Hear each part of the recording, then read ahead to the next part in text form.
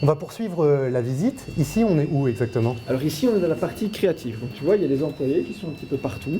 Donc on a un programmeur là-bas, Julien, qui est en train de programmer justement tous les codes qui vont permettre de créer des applications de réalité virtuelle et de réalité augmentée.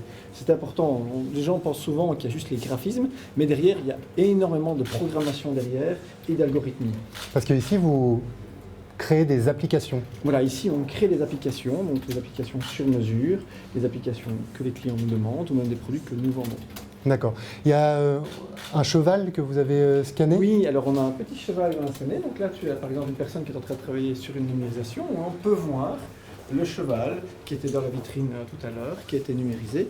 Et en fait, on voit sur cet écran l'ensemble des points. Donc chaque point est un relevé, donc une mesure qui a été relevée par nos machines, nos scanners en fait.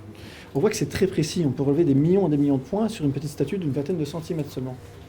Et par exemple, quels sont les exemples d'utilisation concrète? Voilà, cet exemple ici était pour un musée. Donc ça a permis de numériser le petit cheval, conservation du patrimoine, et aussi de le reproduire par exemple pour la boutique souvenir.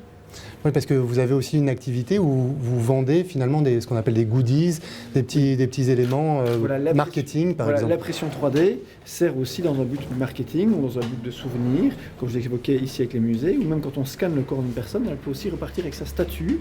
Donc ce n'est pas que du mécanique ou de l'industriel, il y a aussi tout le côté artistique qui est très utilisé.